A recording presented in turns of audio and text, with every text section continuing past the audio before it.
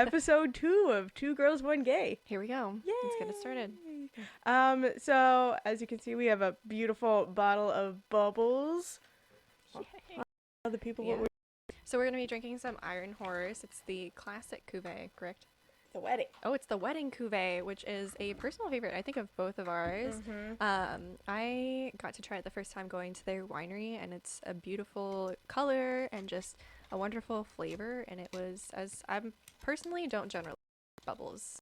Yeah. And so it was very surprising to me that I was such a fan of their bubbles, but this was one of the ones that really stood out.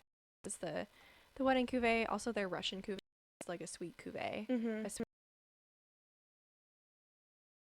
Ooh, now Let's- Yay. this is specifically the 2014 vintage, which I believe is only available in their winery right now. I think their older vintages are distributed. Yes, that's true. And they do sell out pretty quickly from one of their wines. They're pretty popular. They also do the sparkling wine for Disney. So any of like the Disney cruises or Disney hotels, that's the sparkling that they use. And the fairy tale. The fairy tale. Cuvée. Yes. It is and very fun. This past vintage of the fairy tale cuvee was a little yeasty. It was more like old school Okay. champagne style, Oh, which all of their wines are in the old champenois style. So they're all aged on the yeast, but some of them are a lot brighter, which I personally prefer in sparkling. right. Yeah, I do as well, and I think that the flavor would come through a lot more prominently, where a lot of like champagne or sparkling wine tends to just focus on bubbles and like the size of the bubble. I think that's a lot of the reason why traditionally I'm not a fan of sparkling wine. Well, the reason we're talking so much about this wine specifically and Iron Horse is because we're starting a new segment, Called the wine of the month. Wine of the Month and Winery of the Month. Yeah. But yeah, it's very special to us because we both love wine. Yes. Talked about it ad nauseum last episode. I would go as to say it's my favorite winery, other than the one that I work at. I am also going with Iron Horse as my favorite winery. Yeah, they're great. They're overall great. As far as still wines go, other than the winery I work at, I actually don't know what would be my favorite winery, but Still wine for me. That's a tough one because in this area there's such a wide variety right. of not just wineries but varietals and winemaking styles. That's true. So it does kind of become like, oh, I like this Pinot from this vineyard, but I like these whites at this vineyard. Like my mom there's a Dutton. The Dutton family has 2 wineries under their branch, and so the Dutton Estates and the Dutton Goldfield. And so my parents' personal thing is like they like Dutton Goldfield for their whites and they like Dutton Estates for their Pinots. And so I feel like I'm like that too, like pick and choose. Like I like this place's Pinots, but I like this place's Malbecs. And I feel the same way. But just a little bit more about Iron Horse since we are featuring them for this month. They were founded in 1976 by Audrey and Barry Sterling, who still own the winery. They don't own it anymore. They have handed over operations to their daughter Joy, who incidentally the wedding cuvee was actually made for her wedding. it's like the best wedding present ever. Right? We're gonna make a wine for you. We're gonna make a blend for your wedding. And it will live on. Cheers, honey. Cheers. And cheers. Yeah, cheers. So a really cool thing that I love them is their wines are served in the White House for very special events. The first time it was ever served was beginning with Reagan and Gorbachev, the summit meetings into the Cold War. That's crazy. That was the first time they ever served Iron Horse in the White House, and so it's been 6 consecutive presidencies. That's amazing. I think they do have amazing wine too. It's dependable, and every like year after year it's good, which is sometimes unique. I don't think I've ever had like a vintage where I went, ooh, something turned out weird here. Yeah. I don't think I have either. They're just overall good quality wine. And everyone there, in my experience, has always been very friendly and very cool. Oh yeah. The family is generally on property and very hands-on. They're always involved. And they don't have like a large turnover of tasting room people. Like every time you generally see the same people. Yeah, which that's is very true.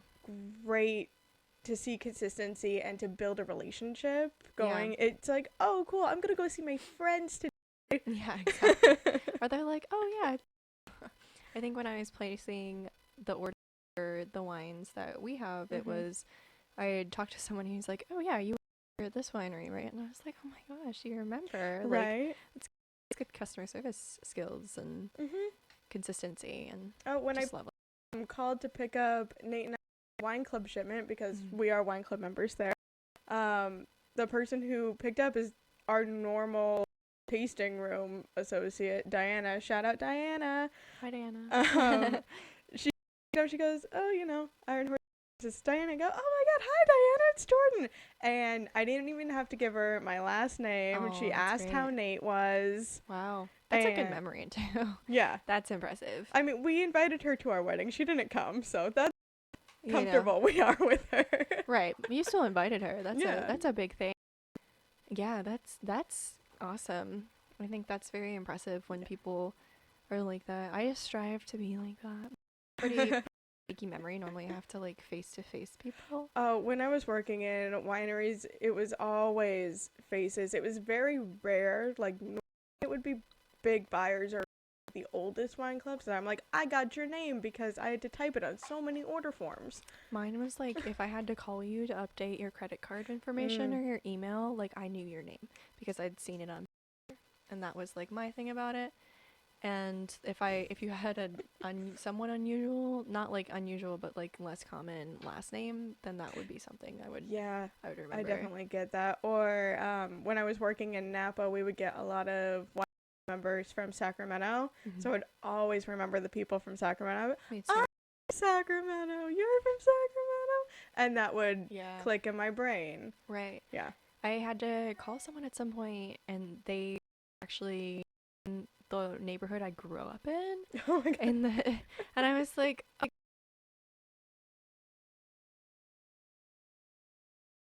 well, I lived on this street, and they were like, oh my gosh, that's like 2 streets over, and I was like, yeah, I figured that out when I saw your address. Right. It's like not I to be knew creepy. that. Or like people who live like where I live now, and I've met people who are my neighbors. They live in Rohnert Park, where I live, is a section city, and so they live in the same section. So that's so weird. I actually used to go running on there, and I changed my route because I found out that they lived there. And I was like, I don't really want you to see me. And like I run in like a sports bra and either shorts or leggings, and I look like a hot mess. Like, like my You want them to continue seeing you in a professional setting. Yes, exactly. So I was like, oh, I can't run by your house anymore because like they were like, oh yeah, if you run by, like we usually sit on our porch in the morning and the evening.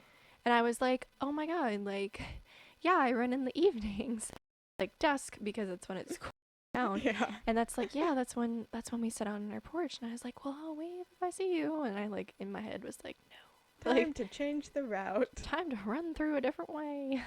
One last fun thing about when they have served Iron Horse in the White House is the Rainbow Cuvée. Yeah. That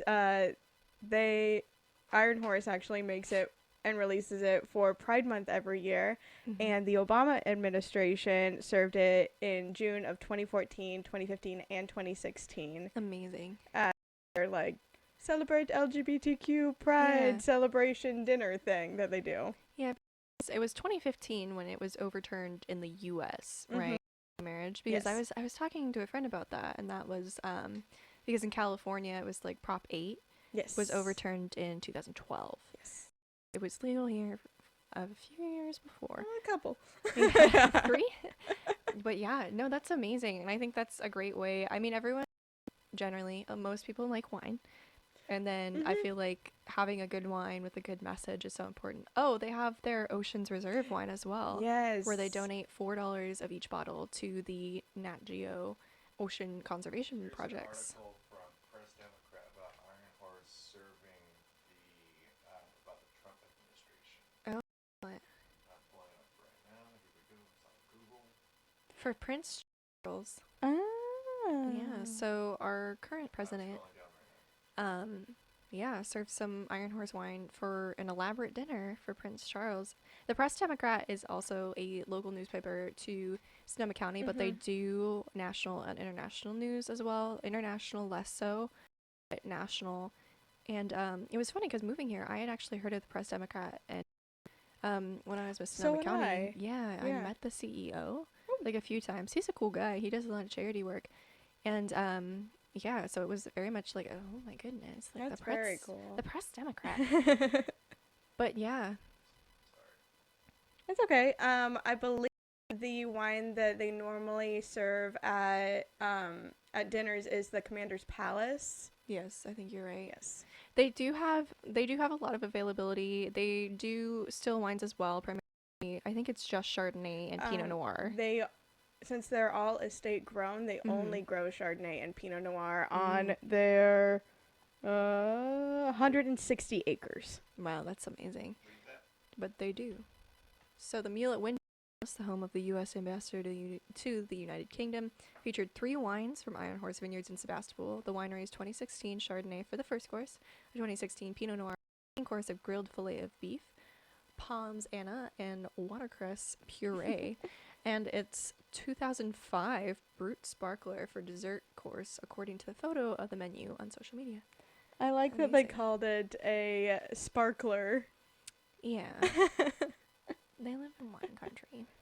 But they do really great wines. And it is, so they have wines that they offer to everyone. They have club exclusives, which are generally, they actually do, I think, a really good making their wine club really valuable as far as what you can get from it. It definitely is.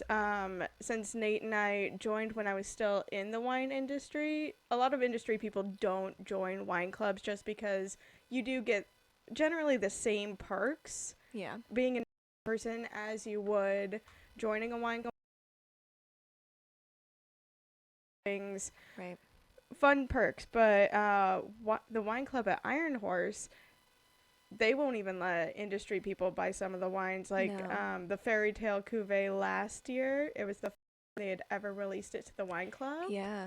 And they didn't let anyone but wine club buy it. They opened that up to people this year. Probably because the Disney parks are closed, and so they're not wine. Revenue. And then it's you can hold on to that for a few years. Like they were drinking it 2005, it's 2020. Like the Commander's Palace, Nate and I have had 2 separate vintages of the Commander's Palace. See, this is a wine. This is only heard of. I've never even seen the bottle. I've heard things about it. Might be the best bottle of sparkling I have ever had in my life. I might have to join the wine club. It's great. You get all the perks, 30% discount for the tastings. Yeah. They're fun, but I do admire that because it's nice, because I think most places you can go and you can just kind of pick and choose, and that's kind of the perk to not being in the wine club as someone who works in the industry. Yes. Because there's not many added benefits, and although some places it's very rare an additional on top of the industry discount, but I've only seen that at like 1 or 2 wineries, and I don't remember what they are. Gerard in Yountville do a 40% off industry discount, and they do a very nice rosé. Okay, that's good to know.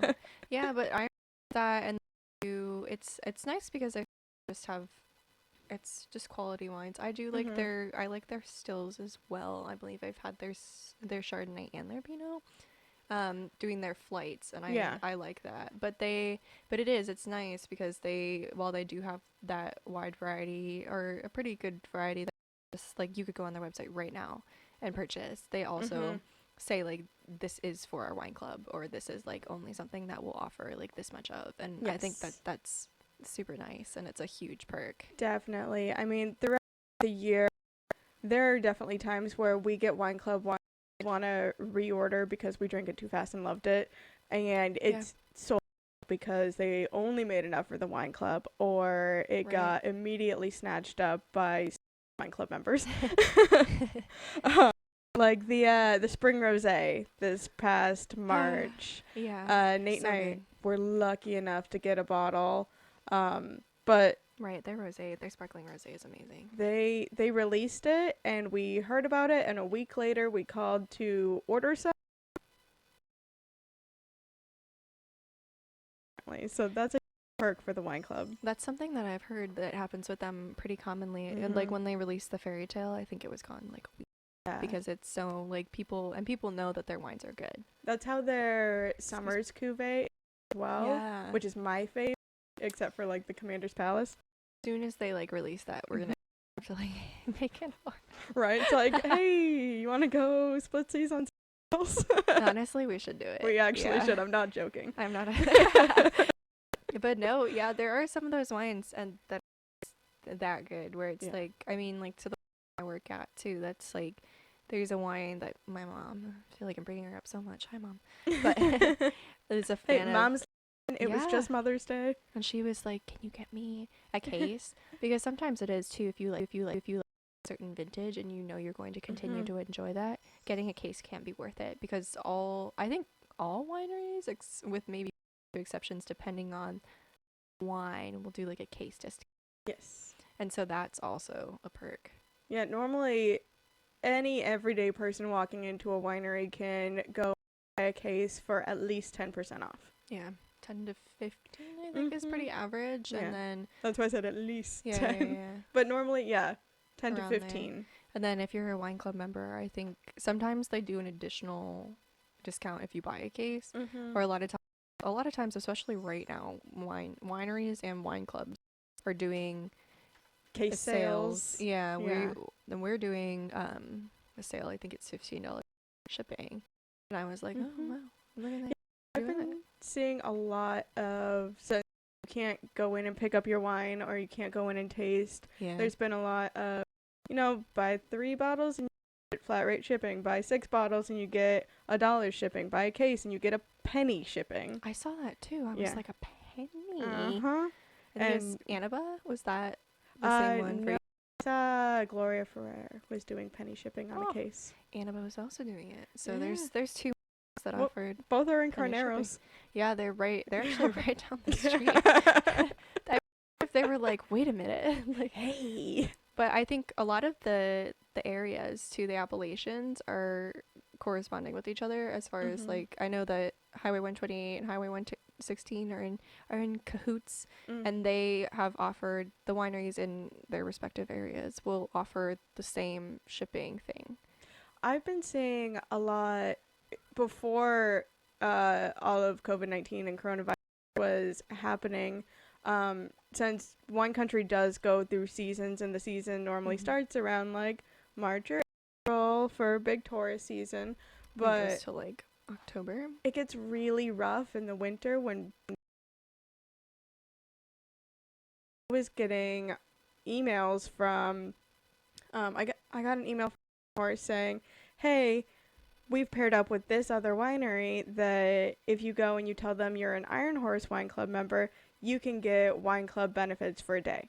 Yeah, they do have like wine appreciation, but that is something that people have been doing, and I think that's really smart because it gets so slow. You go like days without seeing anyone other than your coworkers. Yeah. And it's hard on the business, and it's hard on the spirit, and it's definitely hard on the people behind the bar because normally you get a full bar generally, I guess. Yeah, and you're used to, talking and, right, working that muscle, and you're just talking to your coworkers, you're sad and yeah, I mean, I love my coworkers, but sometimes I'm like, I have a stranger to tell me about their adventures. Right? Where are you visiting from? Please. Tell me your life story right now. Yeah, let me tell you some wine. Right? Yeah. Oh, that's funny. But yeah, so in the winter, you should definitely order some wine for Christmas presents too. Because first of all, big dinners, if you get like a nice wine, you're gonna impress.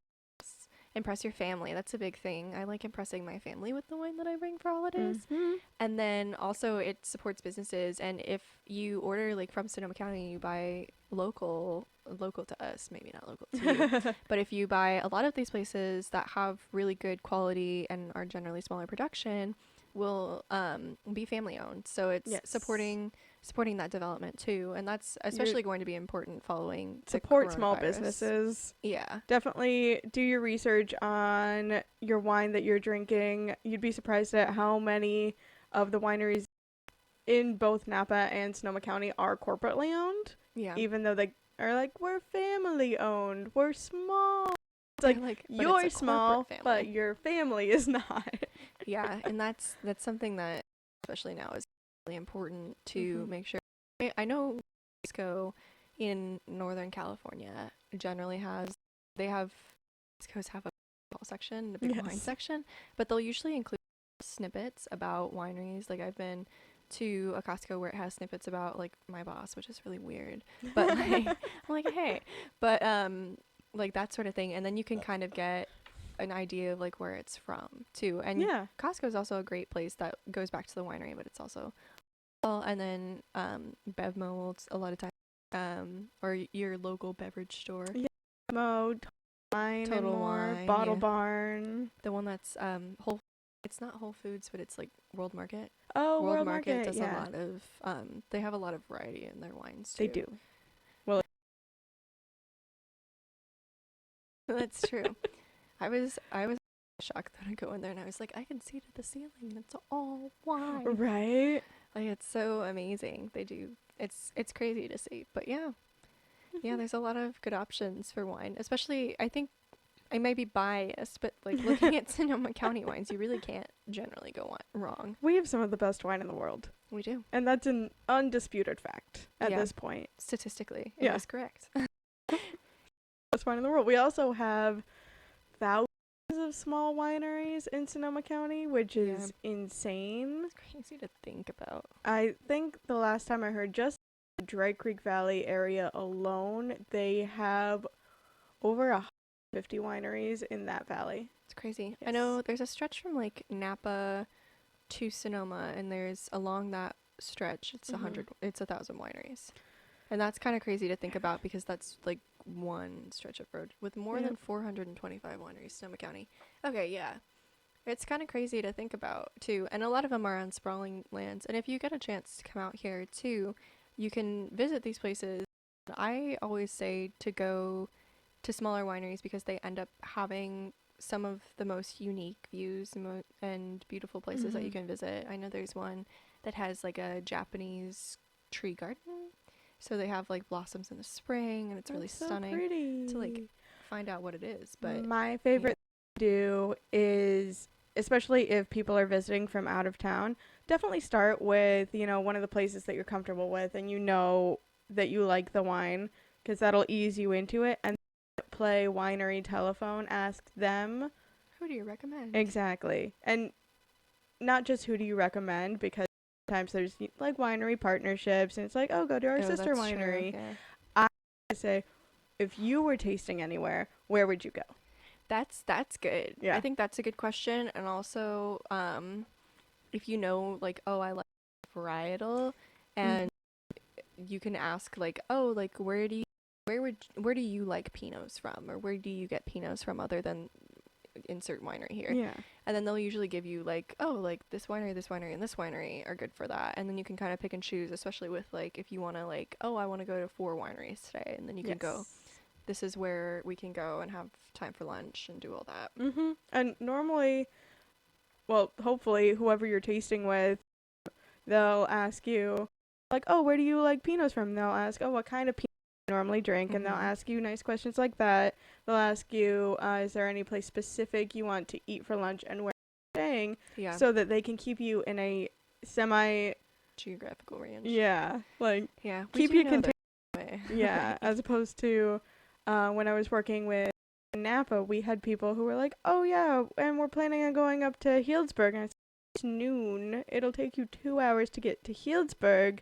Yeah. If you're here for more From, like, days, downtown do Napa. a Sonoma County day, do a is also very smart because it does take, even if so the winery I work at is one of the wineries kind of at the edge of Healdsburg, and then you drive down to Calistoga, Napa, and then it's probably 30-45 minutes from my work to downtown Napa. Yeah. And so if you're doing something, even if you're doing something like that, that's where I'll say, like, okay, like, you might not be able to hit like any more wineries today. Yeah. So it's like, do you want to get a couple more here and then have like a later day there? Or if you can do that, but you're not going to be able to go to this winery that's in the other side of Napa because it's just impossible. Physically impossible. Yeah, a lot of people don't know, but wineries don't have bar hours. They're not open.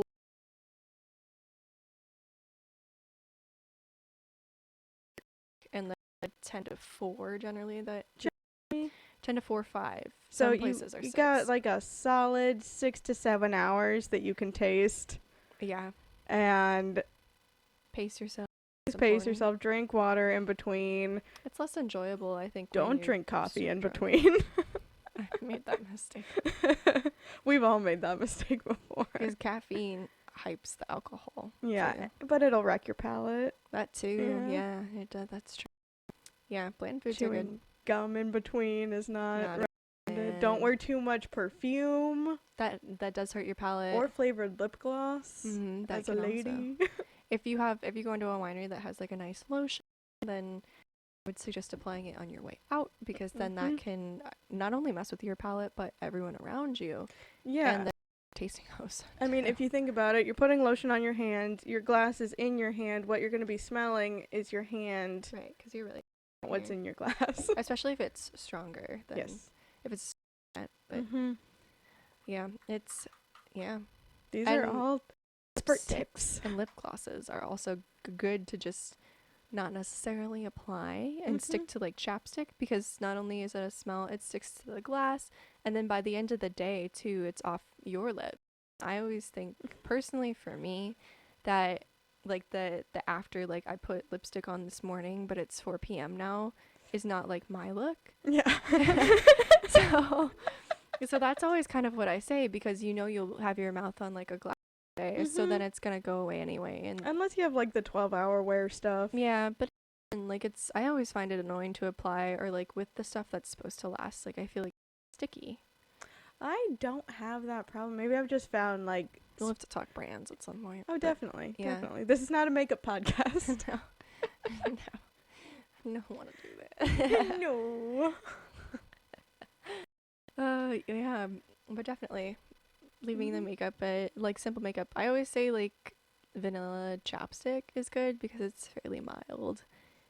Or just like Burt's Bees. It'll make your lips tingly, but it won't smell like anything. Yeah, that's true. That's always a nice one. That's a go-to. I have the medicated Burt's Bees right now, and then it's a very strong, so I would not recommend that. Extremely strong smell. Yeah, my mom can like smell it across. Yep. Smell was like like, Vicks Vapor Rub. Yeah, but it works. I have like extremely chapped lips, so I'm like, my lips are like luscious again. It's There very, you go.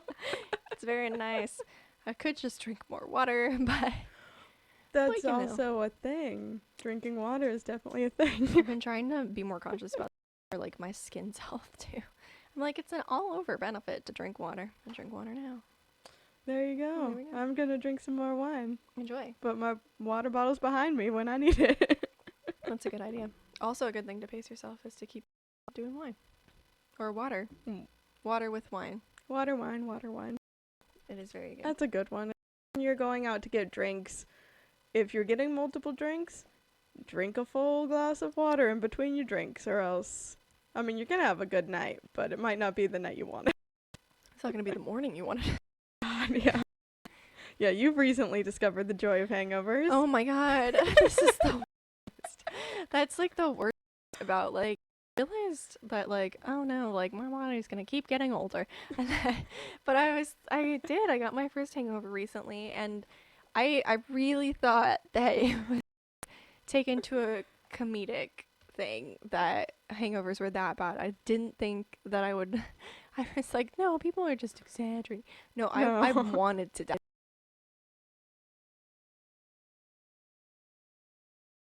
Ever happens to my body, and Yeah. I don't like it. I'm sensitive to everything, And I was like, oh my Lord in heaven above, like I do not It want literally feels as if you have the stomach flu and a migraine all at the same Yes. time, and your muscles hurt.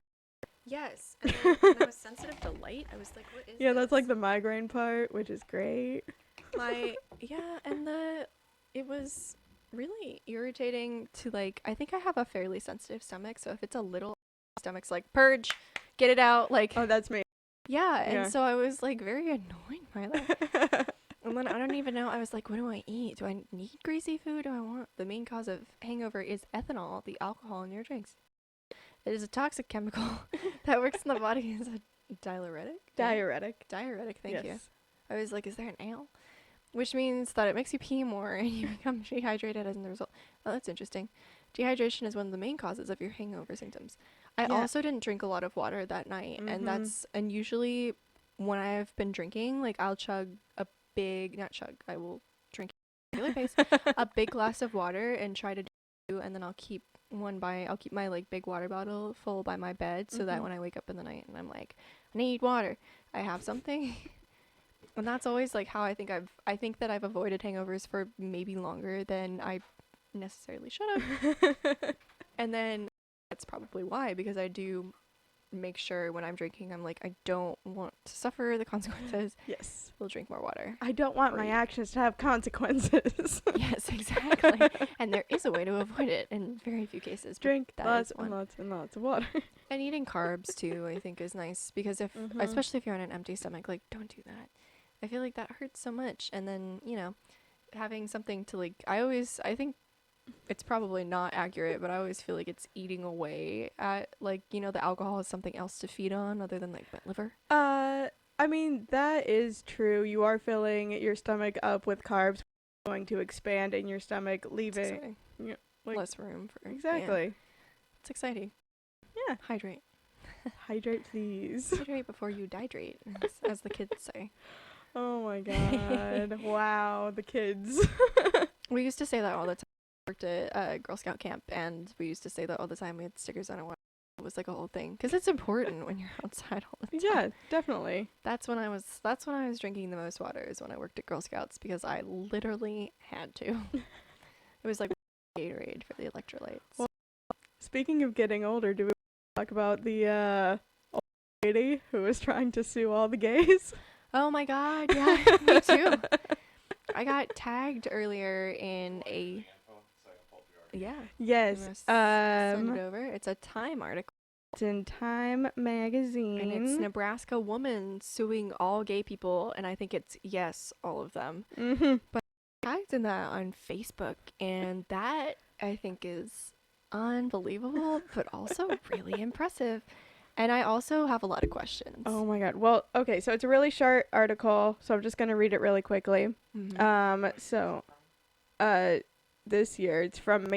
Oh no, it's from May 6th of 2015. Shit. Oh, it's reappearing. Wow, why it's reappearing. Well, yeah. I was So, gonna say. this is apparently it's reappearing and going... Sonoma County shared it today. Okay, that's why. Oh, yeah.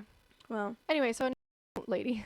A Nebraska woman is suing every gay person on earth and asking a federal judge to rule on whether homosexuality is a sin.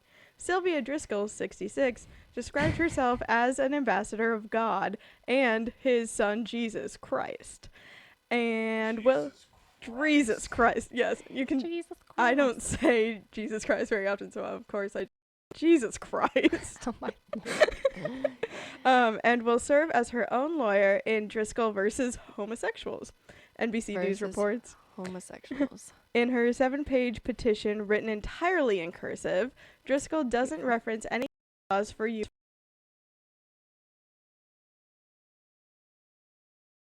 Webster's dictionary. We love Webster.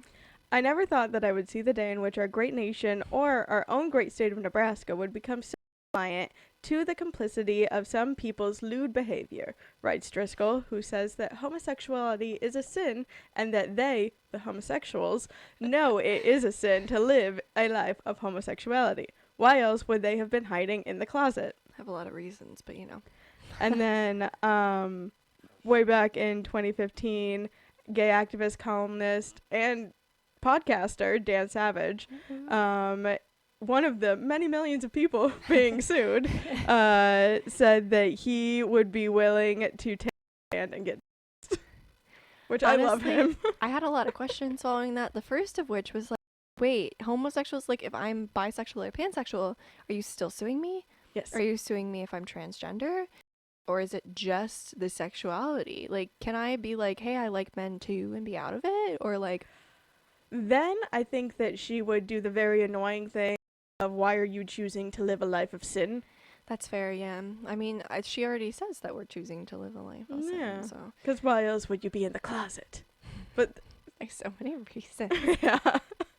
Reason Also- number one. Just Yeah, most of the Society. people that are going to be speaking out about this are no longer in the closet, have Yeah. not been in the closet for many, many years. many, many years. Yeah, that's something I had a conversation with a friend about recently, and like the need to come out and that sort of societal expectation. Like, Mhm. theoretically, it should not be something that needs to happen. Yeah, Um, it should just be a, hey, mom and dad, this is the person I love. Yeah. Who says, first of all, that I had to come? And then, so that's problem number one. Right? But also, like, following violence, just, I think the sort of LGBT community has a very violent history, like not even starting, but like if we look at Stonewall as like being the beginning of a big movement, then that is violence in itself, violence in its own Mhm. history that started Pride. And so that in and of itself, I think, is a reason. If you like, I don't know, I'm a big keep the peace person. So if I'm like next to my neighbor and my neighbor doesn't like coffee, I'm not gonna walk downstairs and be like, hey, I was drinking coffee today and it was just so good and I love coffee so much. Like, I'm not gonna like, what? You're not going to literally throw your cup of coffee in their face. Yeah, exactly. And I feel like that's a lot about like coming out of the closet is like something people believe that that's kind of how it is. Like, coming out is sort of throwing it in people's faces when Mhm. that's not really the case. Yeah, I hear that argument a lot. Well, I wouldn't mind gay people so much if they didn't shove it in my face. And is it really shoving it in your face if it's just a gay couple like walking down the street holding Holding hands hands. like every heterosexual couple does? I've gotten looks in like I remember my ex-girlfriend now and I had gone into Safeway at like 11 o'clock at night to get sushi because she got off late and then had come over. Mhm. We were gonna watch a movie and we both wanted sushi, and I think we held hands going into the Safeway, and that was like it. And then we were standing close to each other, and we were like followed around the store by this woman. And this is in Sonoma County, which is pretty liberal, and we're also in California. I mean, Which I'd is say California. moderate, but Yeah, but like we're in California, Yeah. so it's not like we weren't in like Georgia. yeah. And and so it was so weird, and she like watched ever, and I remember like it was so uncomfortable. And this was like, I don't know, 2018, 2019. And that also like triggers like the danger. Hey, what if she gets in her car and starts following us because apparently she doesn't like us very much. Yeah, and that's like I haven't been followed before, and that's like, Mhm. you know, when you drive to the police station and like that sort of thing. Like, This if is you're where ever I being live. if you ever are being followed or you notice someone, especially if they've been watching you and you've caught on to following you, like drive to a police station and be in contact with the authorities, because Mhm. there are cases where people have, you know, followed people home, and it becomes a very dangerous situation and Mhm. sometimes fatal. Well, And Unfortunately, I feel like every couple of years I hear about a group of angry men accosting people in the Castro in Mhm. San Francisco, which it's like hopefully everyone who's listening to this podcast knows is a a gay- gay neighbor. it's like Gay. it's like where like Harvey Milk lived there, which Mhm. was the first openly gay mayor of San Francisco. And like the Castro Strip, it's like a, I think I don't know if he was murdered. No, or he was not died. murdered. He died, Was he an AIDS I victim? believe. I think so too. I mean, double check. I should Yeah. know this. I literally saw the premiere should of the too. movie at the Castro Theater when I was in San Francisco. Yeah, but that's like the queer area, or we were talking about earlier, the shooting at the Pulse nightclub and that's a trigger warning too. Is that I mean, I'm living in Florida at that time. He was assassinated. Yeah, Yeah. that's so sad. Rip Harvey Milk. But yeah, it's I mean like the Pulse shooting and that sort of thing where and there was ago a case in the UK where two lesbians were assaulted on a train by a group of teens, delinquent teens. And that's like it is Mayor still George Moscone. So George Moscone is the Mhm. mayor. San Francisco supervisor Harvey Milk, who was shot and killed in San Francisco City Hall by former supervisor Dan White, November 27th, 1978. 1970 and it's crazy to think. But yeah, the sometimes I think that it's not necessarily the best idea to be out because of the history and the I don't know still it's 20 still I think we've talked about this before. I get worried about saying like oh like my girlfriend in front of like others, or I have thought about and looking to apply for different jobs after college. It's like oh like it's very easy to find me and it's very very easy to find out that I'm gay. Yes. And that's kind of terrifying to think like oh like if I don't get a job like what if it's because they knew I was gay.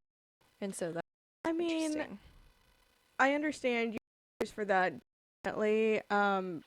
However, in the age of social media, it can also be great because if you can prove that hey, I didn't get this job because I I'm was gay, Right, that's then you have this massive community behind you, true. Right. you know, giving you virtual being like, hey, you want to take this asshole to court? It's true. That's And I feel like we don't see as much of like the gay exploitation films and stuff. We're seeing it more as, hey, this is a person who just happens to be gay. And I appreciate that so much. yeah, it's another step in normalizing it.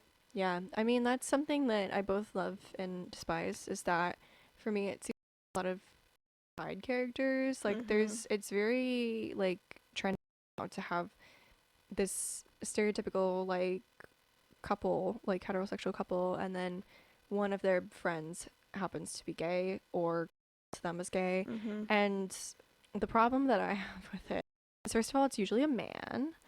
And I have so many thoughts about the prevalence of gay men over lesbians. And that's like a whole I feel like that's a whole thing. podcast episode. But it's also that it's always a side character. And to me it's like okay, like it is coming to normalization, but it's also like where's our love story? I was Well, it's also not like even a well-rounded out character. It's, hey, meet this person. What's Ellie like? Well, they're gay. Yeah, like that's not, and that's also probably in, like most people like think now that like, and that's something that I had to deal with being the first openly gay Miss Sonoma County was that everyone wanted to talk about that, and it's not about how I was as a person. It only mattered that I was gay, and that's become so much of a focus. And I feel like it's for this upcoming generation too, because I've noticed in like teenagers now that they're like that is their identity. Like I'm queer, I'm gay. I'm transgender, I'm non-binary, I'm gay, I'm lesbian, I am bisexual, I'm pansexual. That's what defines them. It's not, hey, I am an artist. I'm a comedian. Like, I have mental issues. It's, I'm gay.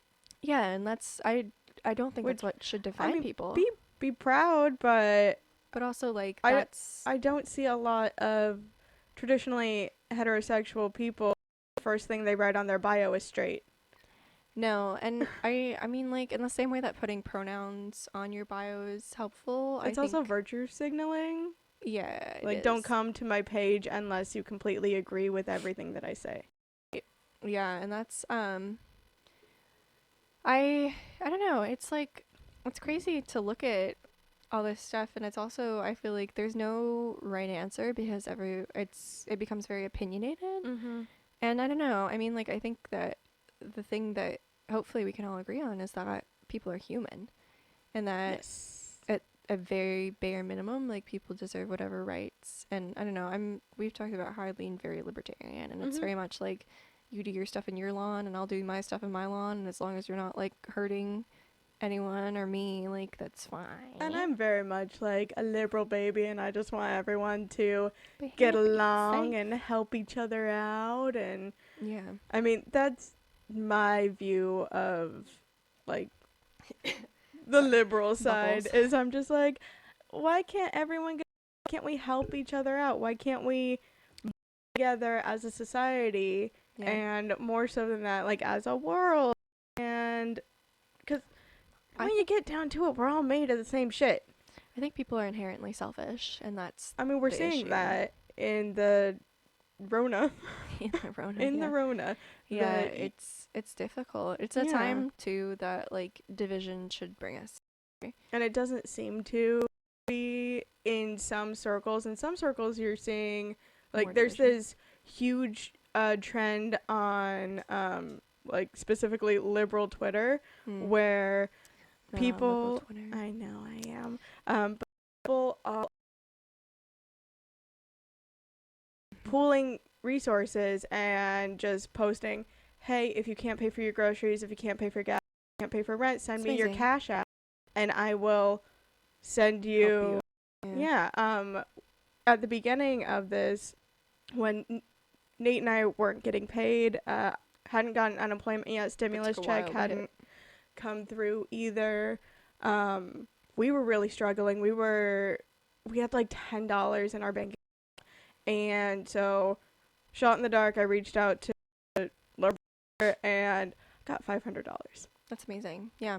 No strings attached. No one even contacted me. They were just like, send me your cash app. It's great. And it helped us out. yeah. It was amazing. Yeah, I mean, sometimes, like, I feel like a lot of times, like, everyone has that time in life where they just need, like, someone to reach a hand out Mm-hmm. and, like, help you. Like, everyone, at some point, if you have a moment, you will. Yeah. And that's, like, I think that's something that people should be willing to do. And it's, like, I've always had that sort of philosophy that I want to give when I can. Mm-hmm. And when I can't, hopefully someone will do the same. But even then, like, I don't know, I'll figure it out. But, like, Definitely. that is, like, I think that compassion's so important, and it's something that is lacking. It's the people ladder gif that I saw going around probably about a month ago, where you reach down, pull someone up, they reach down, they pull someone up, and Yeah. it's just, if we help out each other, It's a better world. it's a better happier. world, as opposed to throwing down, shouting at them, saying, I want this, and I don't care what you want or what's good for you. Right, yeah, and I think that is, like, can be, like, a very primary focus Mm-hmm. of things. Like, I don't know, I feel like everyone should be pretty, like, everyone should be good. I think that, Yeah. I mean, like, I think people should work for things. I don't think everyone deserves to do things, but I think that it's important that everyone has basic rights, and that's Yeah. food, water, shelter. Well, so a thing that's confusing me is Mhm. I've been hearing a lot of, oh, we should be handing out this, we should go back to work, even like restart the community, and I Yeah. don't see it as a handout because I've been paying into these programs my entire adult Yeah, life, with taxes. and I haven't needed to use them, and so it's great to be able to... Have it when you need it. It's like the government has been holding on to a savings that I could never put into, but technically I was because it's taxes. Yeah. I think that's important. It's just interesting, and I like the people. So I have a giant dog under the table, and he is dreaming and kicking in his sleep. Oh, I'm sure you guys will see pictures of Tonka, Spokes dog, Spokes dog on the he's my best. Instagram. He's my best friend. He's my partner in crime. Girlfriend reviews. Girlfriend reviews. I am gonna give you a very low score, sir, because you hog the bed. But he. It's okay. It's okay. But yeah, no, gay. Yay. Oh, speaking of Twitter, I did have one thing that I wanted to bring up. Did you Please. see Probably not. lovely conservative spokeslady Tommy Loren? She posted She's to the pro eternal shutdown cheerleaders. It's back on Twitter from May 7th, so it'd be easy to find. What? What is it? Maybe I can find it. It's a tweet from Tommy Loren. TOMILAHREN. So everyone can see it.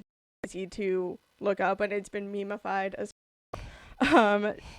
it reads, to the pro-eternal shutdown cheerleaders, when your government pals start canceling pride parades, we better not hear a peep. Which I went, oh girl, wow, that is a say. Beep. What was really fun is that almost immediately after that, a lot of Pride started. a lot of people who put the parades together, they started tweeting back her. They went, we talked about this 2 weeks ago and we already canceled it and we're sucking it up because we're grown-ups. I mean, It's- it's like we're sucks.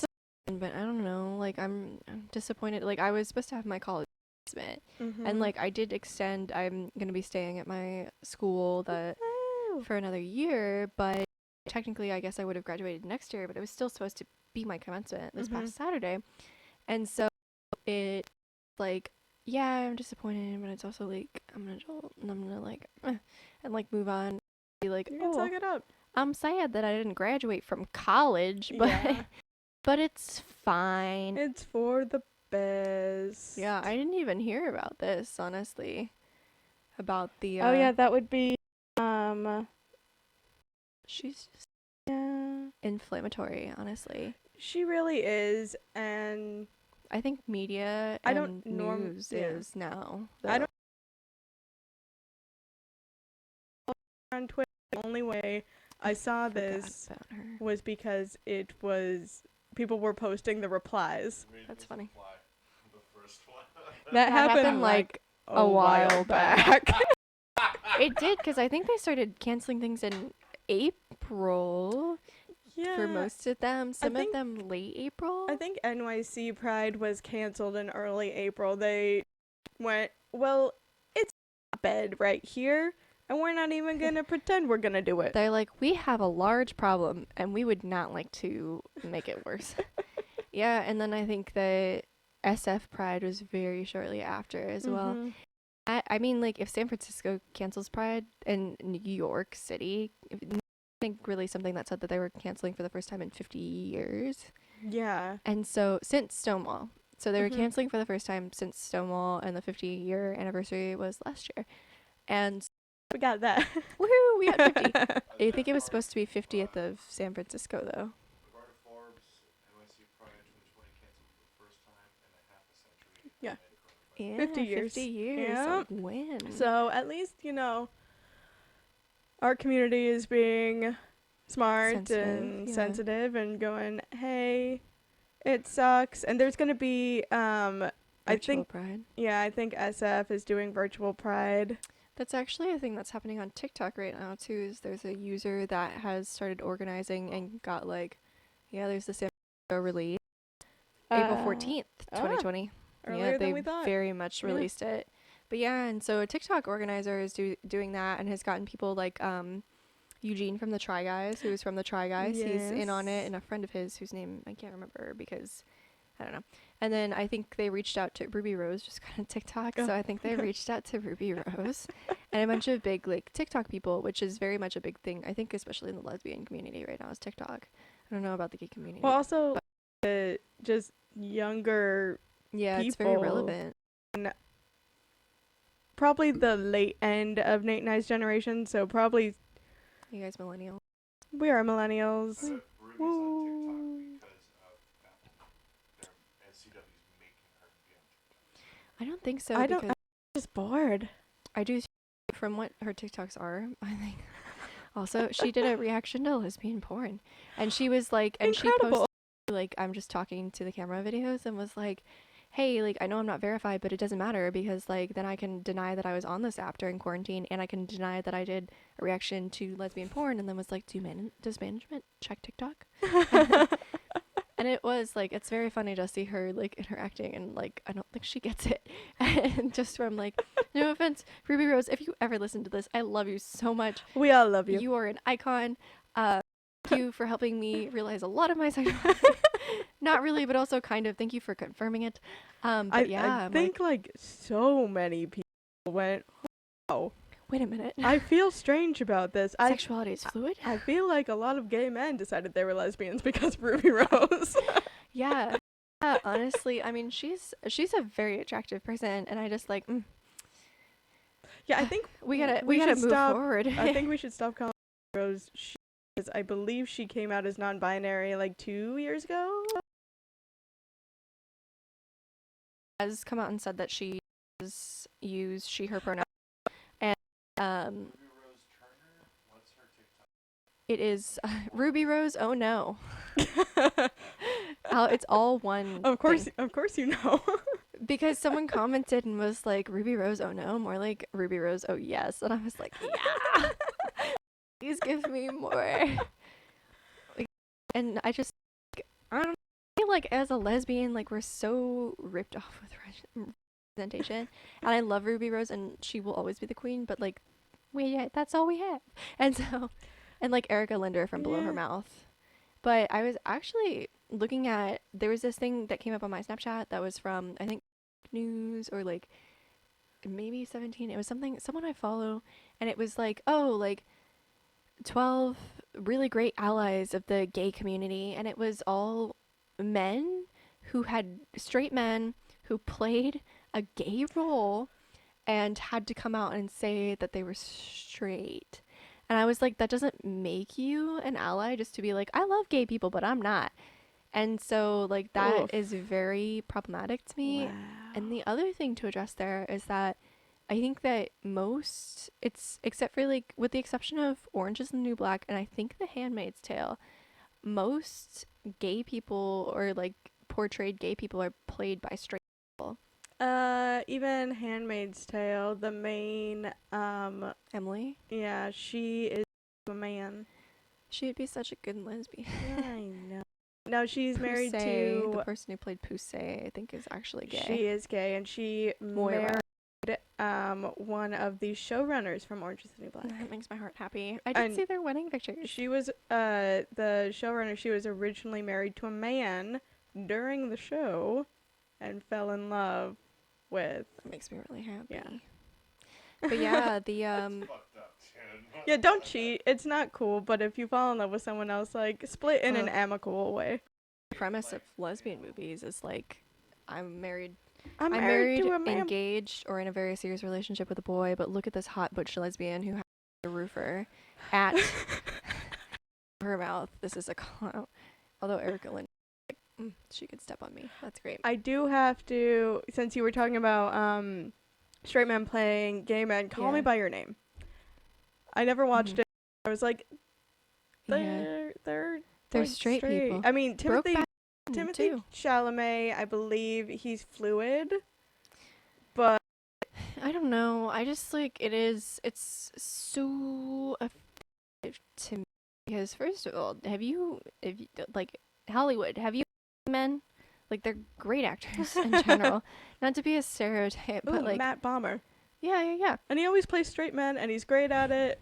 Or in How I Met Your Mother, the guy who played Neil Patrick Harris. Yeah, and he like put him in a gay role. Zachary Quinto, who was the new Spock in all of the new Star Treks. He's very gay. So now name a and the guy Sheldon Cooper is.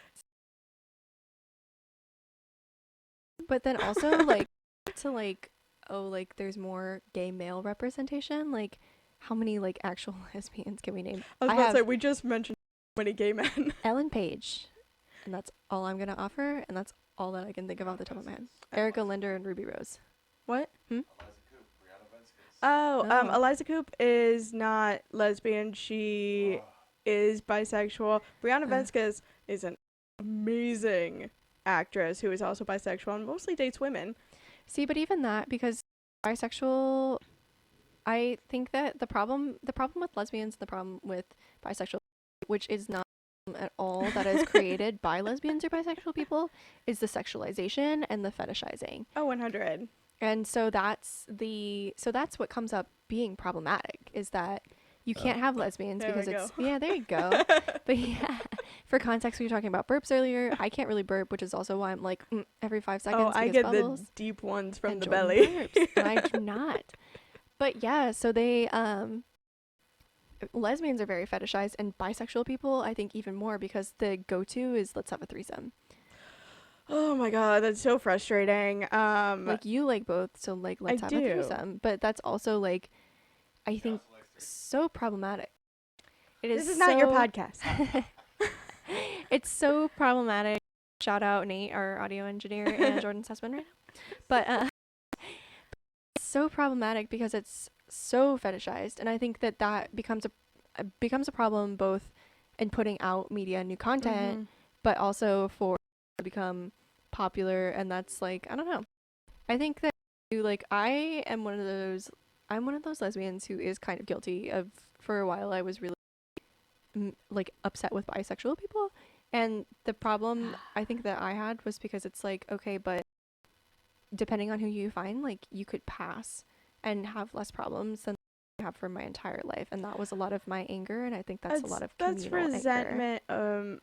Because I've had to deal with Yeah. this Right. for my entire adult life, because I was very lucky to go to like very open high school where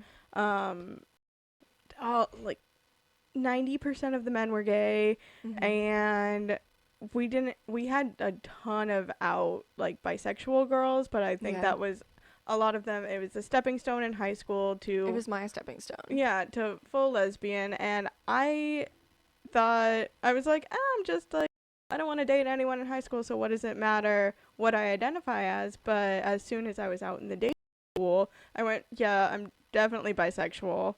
Yeah. And I almost immediately, when I was 18, moved to San Francisco and was very excited to get into Right, we have talked about this. the gay scene. And I was like, yay, they're my people. And right. almost immediately was rejected By lesbians. by lesbians because I was, at the time, I dated a man for like 6 weeks.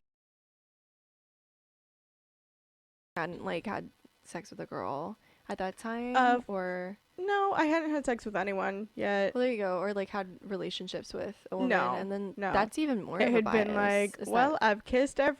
I think it's like people are afraid to be someone's experiment, and that's like we Yes. shouldn't be, because I feel like a lot of us did that. Everyone had their 100%. experiment. In Guys my were mine. in my point of view, it's like interviewing for an entry-level job and telling you don't have enough experience to get the entry-level job. Which is also a problem That today. is exactly what it is like trying to date a girl who has never dated girls, or maybe Yeah.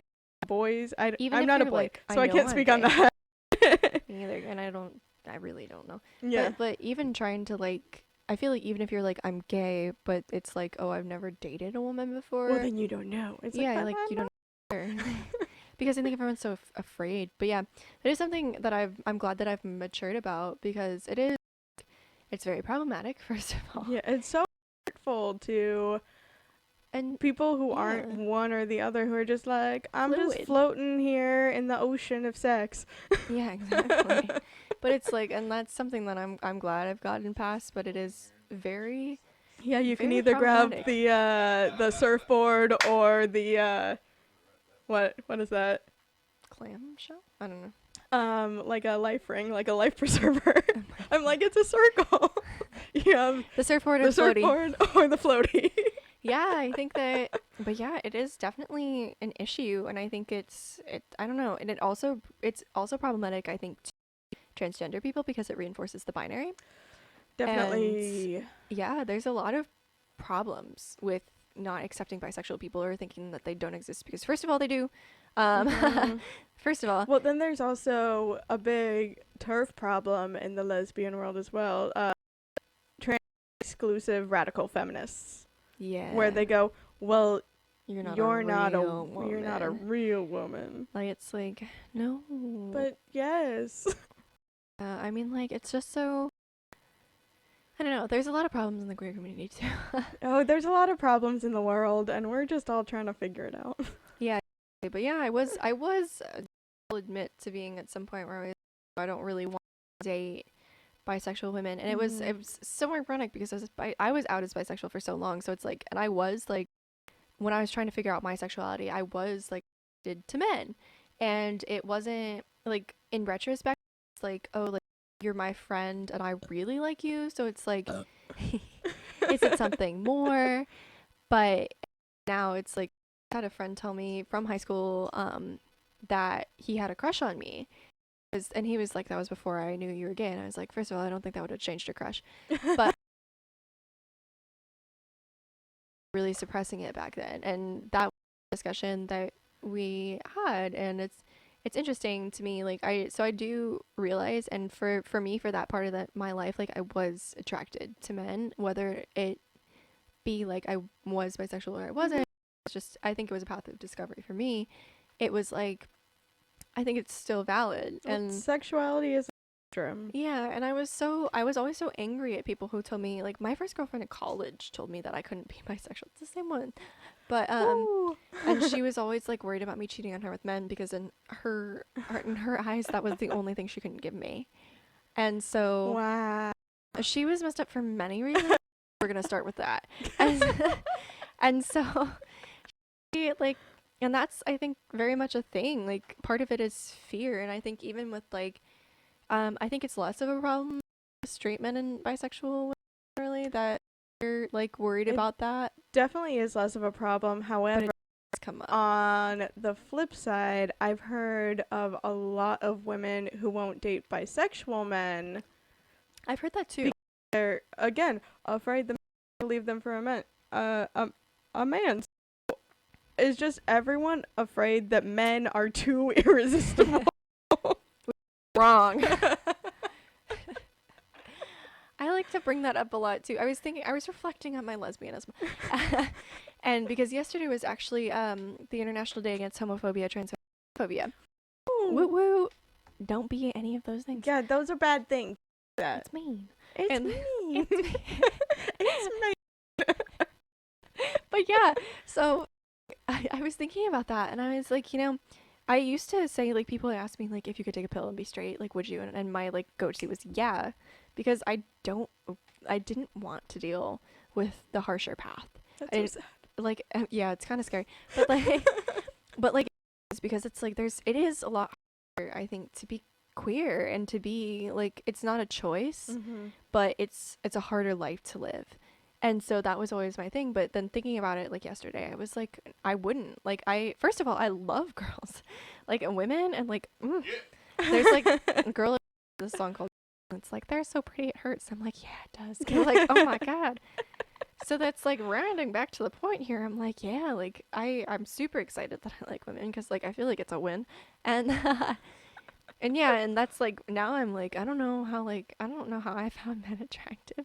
It's because just, I don't even look at people I used to think were attractive and think they were, and well, also just like happens as you get older and get more mature and change, like, taste change. Because I look back on some of the people, like the range of people that I've dated. I'm like, oh, what were you thinking? Were you just like really horny? I do that too. I do that too.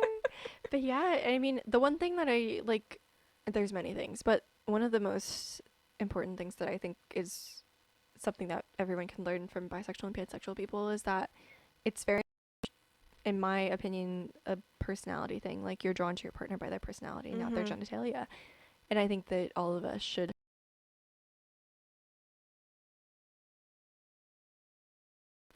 Are they cute? Am I sexually attracted to them? Do I find an initial attraction? Yeah. And that's not, I mean, everyone's going to get old. Not going to look like we do now. And it's like everyone's going to sag at some point. And it says that you to sag. And unless you have surgery, which, like, I don't know, you do you. You do you. Whatever makes you happy. But yeah, it's like the personality is so, so important. And that's something that we overlook. Like, it's the aesthetic of your Instagram page. It's what do you look like on your dating profile. It's very superficial. And so those human connections are super important. And being able to just vibe with someone and be in that good place is good. You're talking about all this. I'm like, I'm really happy that I don't have to deal with that. I'm still out in the world. I'm seeing.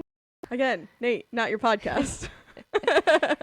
I think about that a lot because everyone's like, oh, like, TikTok is now lesbian dating. And I have had, like, a couple people that have, like, hit me up and been like, oh my god, like, and slid into my DMs. And I'm like, hello? Like, are we? What is this? Do I know you? Is this just quarantine, or is this gonna continue? But yeah, it is very. It's Well, it's superficial. also just like it's fun and it passes the time. I think it does. TikTok, I do admire for. I think a lot of like mine is kind of a facade, but it's also some of my personality. And I think a lot of people, it's nice to see, like, it's very refreshing to see people who are fresh and themselves. And so I think it's the appeal of like finding people to date on TikTok. Whereas like, I think the problem with every other social media is that it's niche. It's very like Instagram aesthetic. This is the thing that my probably fits. This is my Facebook looks like I'm always happy and spend time with family. And like, you know, like that sort of thing. Like it's so aesthetically focused. And so TikTok is refreshing because like, yeah, it's memes and it's dances and it's fun, but it's also like you're showing your personality and you're on there and you're being raw. I think in part it's also your generation's like YouTube, because Yeah, when that's true. like some of the original YouTube content creators, they're in their mid-30s now, and so That always blows my mind because I remember seeing them and like following Jenna them. Marbles, she's like in her mid-30s. I love her. People have been watching her for 12 years, and people have been watching him for like 11 years. My Drunk Kitchen, Hannah Hart. She was a Yay, lesbian. Hi, Hannah. Yay. We're like searching for lesbians in our like memories of youth. Oh, for very sad. Her and her fiance were supposed to get married last weekend. Excuse me. Oh, Well, postpone it. that's rough. Yeah. That's really rough. But they're very cute and adorable, and I know I've been watching My Drunk Kitchen for at least 7 or 8 years. Yeah, I remember the first episodes. It was also like Jenna Marbles, her early stuff. I was really into her. So the gayest thing that I feel like, and one of the gayest things I'm gonna say on this is that the first video that got me into her was she did like a what I should have worn in Cancun, because her Cancun trip got canceled, and it was all her showing bikinis that were sponsored. And that is like the gayest thing.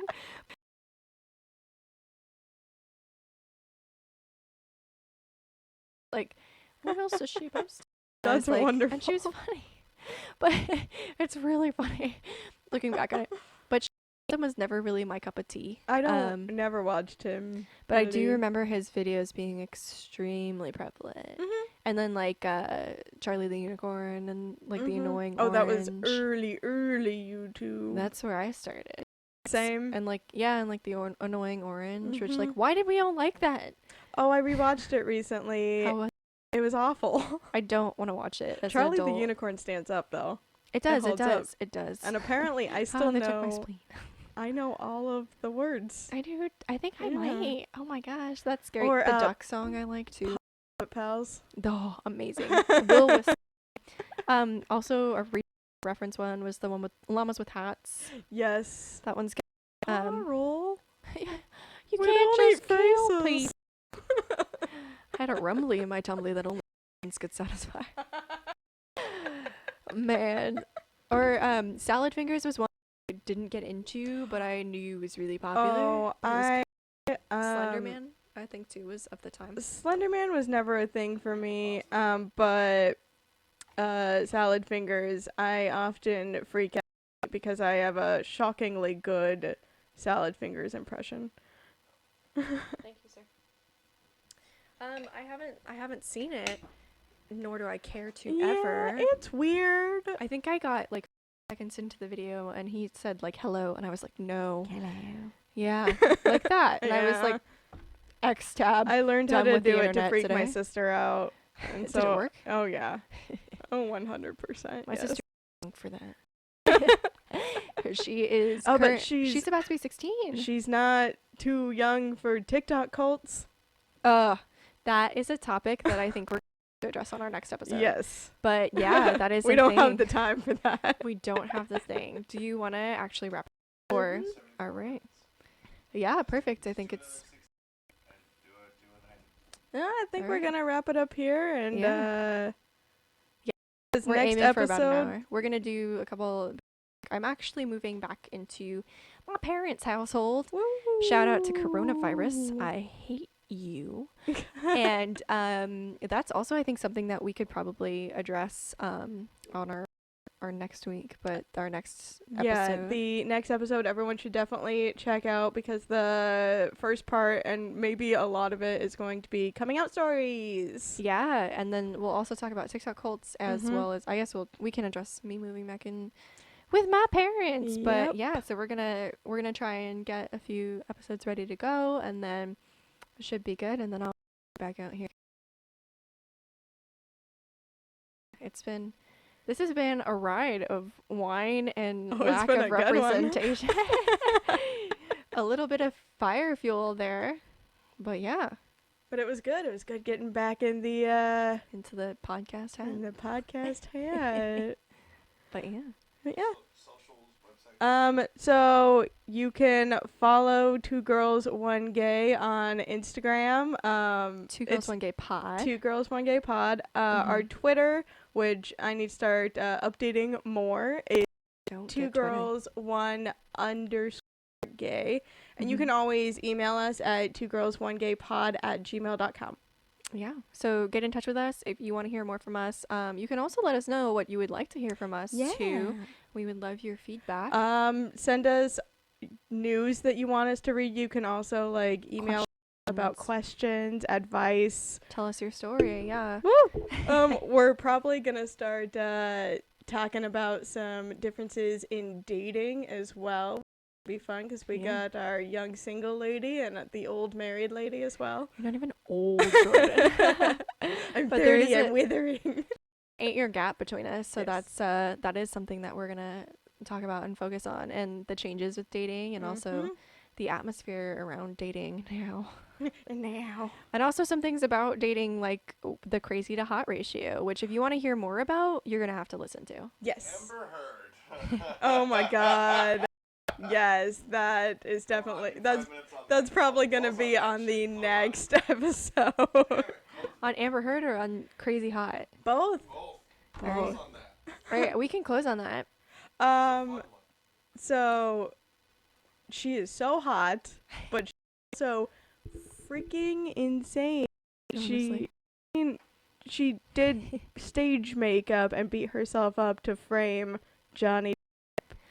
Oh yes. Okay, now I'm in context. I was like, what are we talking about? And then I was like, ooh, yeah. But yeah, that's something that's very relevant, I think, and talked about in dating nowadays. Is like the Yes. crazy versus hot, because how hot are you? How crazy are you?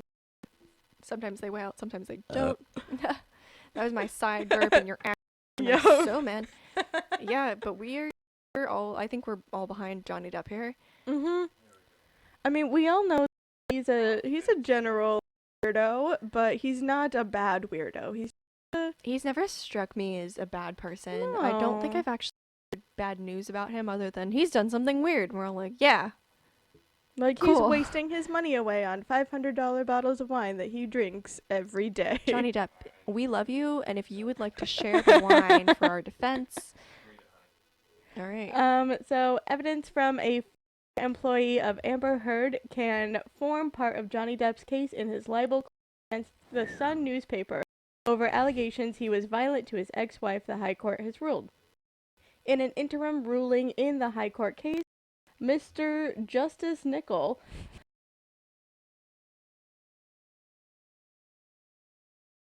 to Heard will be included in the forthcoming trial. Now it's too blurry. I cannot read that. I just want to say, though, that is the quickest internet turnaround that I've seen in my goddamn life. Everyone was like, cancel Johnny Depp, cancel him, and then He this all got came out. fired from Pirates of the and they were going to make another movie. Yeah, and they canceled him and immediately came back and were like, cancel Amber because she's a liar. And it was also one of those things where everyone kind of agreed. And I was like, wow. Well, the timing is what happened is Amber Heard hit it right at the peak of Me Too Time's Up. And so she really it just but that also hopped on that bandwagon. it's very problematic with I feel like that fuels they're making it up or they want money fire. Right. So she Amber Heard is the problem. Can we talk? I just want to Let's interview you, girl. Possibly from a jail cell. One can hope. I mean, like, She is facing possible jail time. she should. I mean, like, Yeah. I think it is. Like, honestly, it's problematic to. So if you're thinking about doing this, it's problematic to you as a woman, because if this actually ever does happen to as a woman, being a broad statistic thing, but as someone who's been sexually assaulted, like, problematic if you needed to go to law enforcement, because that reinforces a statistic. It's the boy who cried wolf. And I feel like it's very much like people already assume that that's what happens in cases of rape or sexual assault. And that's a reinforced stereotype. You're hurting everyone else who's actually gone through that, both in the sake of, like, hurting the legal relevance, and it's also hurting anyone who's actually had to go through that trauma. Exactly. And I mean, like, that's part of my anger at this case, is that, like, you're in a really big position and you're doing this, and it basically makes everything else irrelevant. And it's progress that we made that's being backtracked. Exactly. Like, I understand. Well, I don't understand being crazy, but I understand trying to, like, trick a system that is already against women for, like, divorces. I guess, yeah. I don't understand it. I can understand it because some bitches are crazy, and I hear lots of. You know, I have met some crazy bitches. Yeah. I mean, I crazy dudes too, because dudes can be bitches. Yeah, and also scary. Oh too, God, but insane. That's a whole nother. That's like a episode for later. But definitely don't fake being abused physically or mentally. Hurtful to everyone. It sexually, psychologically, any form of abuse. Yeah, like, it's fucked up. and Especially honestly, when you hear that she was abusing. Yeah, that was rough. Physically, emotionally, and the truth and will cheating come too. as well. Like, Like, came out that her and Elon Musk were fucking a month after Johnny Depp's marriage.